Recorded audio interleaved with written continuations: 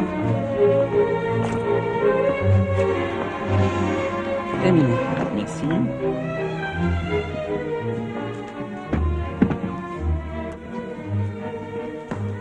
C'est à vous. Bonjour. Bonjour, asseyez-vous. Vous appelez comment? Émilie Muller. C'est votre vrai nom? Oui. Vous êtes comédienne? J'ai joué un petit rôle une fois au théâtre, il y a très longtemps, mais on ne peut pas appeler ça comédienne. C'est tout? Oui. Pas de film? Non, jamais. Des auditions? Non, c'est la première fois. Pas d'école? Pas de cours d'art dramatique? Non, je suis désolée. Comment vous avez appris qu'on cherchait une comédienne? C'est une amie, elle voulait que je l'accompagne. Elle a beaucoup insisté, puis finalement, c'est elle qui n'a pas venu. Et vous êtes venu quand même? Oui, à cause de l'histoire. Enfin, le scénario. Cet homme coincé dans une pièce et cette femme qui court le monde de sa place, ça m'a beaucoup touchée. Est-ce que vous pourriez me montrer ce qu'il y a dans votre sac à main? Dans mon sac. Oui? Mais Vous ne voulez pas? Allez-y, allez-y.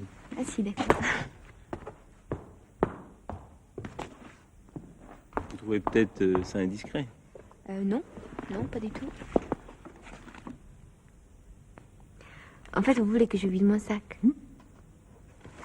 Je fais comment? Ben, vous tirez un objet au hasard et puis vous me racontez ce que ça fait dans votre sac, ce que ça vous évoque. D'accord, on va tourner. Tout le monde est prêt? Moteur? Ça tourne? Allô? Émilie Muller, première. Bon, j'y vais là. Vous savez, il n'y a rien d'extraordinaire. Porte-monnaie. Un poudrier. Ce matin, en venant ici, j'ai traversé un marché. Il y avait des fruits de toutes les couleurs et des pommes. Des pommes rouges et vertes. Comme je m'étais arrêtée pour les regarder, le marchand en a pris une et me l'a donnée, voilà.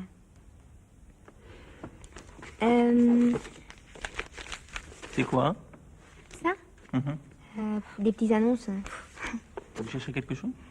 En ce moment, rien, mais ça m'arrive de chercher du travail, oui. Quel genre de travail? En fait, j'en change tout le temps. Femme de chambre, babysitter, serveuse dans un bar, documentaliste. En ce moment, je suis correctrice dans une maison d'édition. Ça me plaît beaucoup. Le défaut, c'est que dans un texte, je ne vois plus que les défauts, justement. C'est fou quand on est un peu curieux ce qu'on peut trouver dans les petites annonces. Hein. Et puis, je trouve que c'est tellement formidable de savoir que quelques mots dans un journal peuvent changer une vie. J'aime bien lire les annonces de maison aussi parce que je rêve d'avoir une maison à moi. Ou pas grand-chose, une petite maison tout au fond d'une forêt, ça me suffirait. Mais une maison où je pourrais aller quand j'en ai envie. Où je pourrais amener des amis, où l'on pourrait boire, écouter de la musique jusqu'à très tard dans la nuit. Quand je lis l'annonce d'une maison, j'imagine aussitôt la vie que je pourrais y mener. Parce que, bon, une maison, c'est forcément le début d'une nouvelle vie. Je veux dire, des odeurs différentes, des couleurs nouvelles. Ou alors la solitude totale. Rien, personne à qui parler. Je rêve de ça quelquefois. Ça vous fait pas peur? Non, pas du tout. Très tôt, mes parents m'ont appris à rester seule. Ils me laissaient des après-midi entières avec un livre, oui. Mais j'ai pas le souvenir d'avoir eu peur, non, jamais. Ah, une bague. C'est un très vieil ami qui me l'a donnée. C'était à sa mère, qui est morte. J'ai jamais pu la mettre. Pourquoi? C'est trop lourd à porter. Un billet d'avion. Un vieux billet? Non, un billet neuf. Qu'un ami m'a envoyé. Paris-Nice, aller-retour. Je sais pas si j'irai. Et pourquoi ça? Il m'a dit qu'il avait là-bas un appartement tout blanc qui donne sur la mer. Comme dans un tableau de... Non, en fait, ce sera pour aller voir une tombe. Une tombe. Vous savez, une tombe. Parce que tout au bout de la ville, il y a un cimetière, paraît-il, tout blanc. Matisse, le peintre Matisse est enterré là. Sa tombe est nue, avec un bouquet de fleurs rouges, toujours les mêmes. Quelqu'un, on ne sait pas qui, une femme peut-être, vient les changer tous les jours. Quand il m'en a parlé, je lui ai dit que j'avais très envie de voir cette tombe, alors voilà, hier j'ai reçu ce billet. Mais bon, si je pars, j'ai peur de ne pas revenir.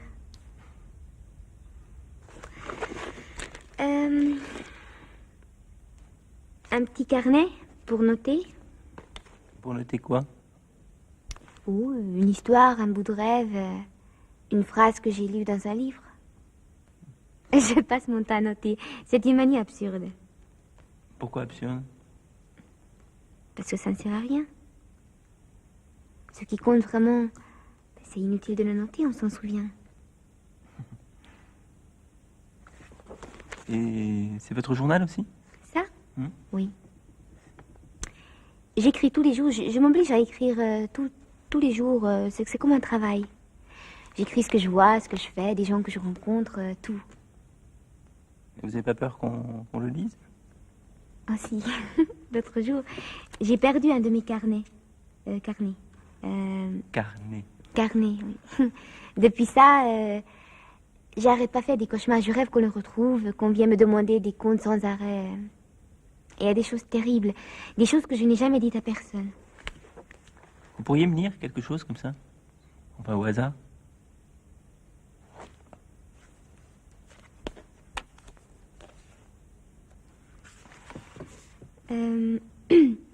Lundi 7 juillet.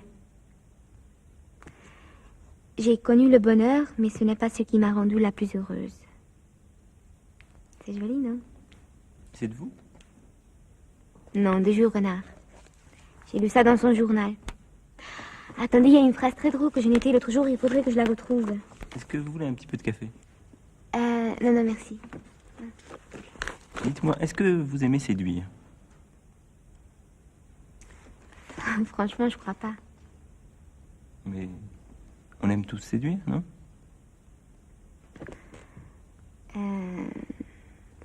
C'est moi, c'est plutôt le désir de l'autre qui me séduit. C'est-à-dire? Oui, dès qu'on me montre un peu d'intérêt, un peu d'attention, je n'y résiste pas. Je voudrais faire autrement, mais je peux pas, c'est plus fort que moi. Mais les hommes doivent en profiter, non? Alors je les laisse tomber. C'est très inattendu parfois. Par exemple? Je sais pas, il peut souffler d'un mot, d'un geste. Pour eux, c'est sans importance, mais pour moi, c'est suffisant. Ça suffit pour que je me rende compte qu'il n'y a rien de commun entre nous. Et après, vous les revoyez plus? Ah non, ça je peux pas. Des gens que j'ai aimés, je cherche toujours à les revoir. J'ai toujours besoin de savoir ce qu'ils font, ce qu'ils sont devenus. Même si je les vois pas pendant des mois, c'est le fait simplement de savoir qu'ils sont là, quelque part. Que là où ils sont bien et qu'il suffit d'un signe pour qu'on se retrouve. Vous pouvez pas imaginer, c'est important. En cherchant à effacer quelqu'un de sa vie, c'est finalement un peu de sa vie qu'on efface. Et puis, la vie fait déjà tout pour séparer les gens, alors...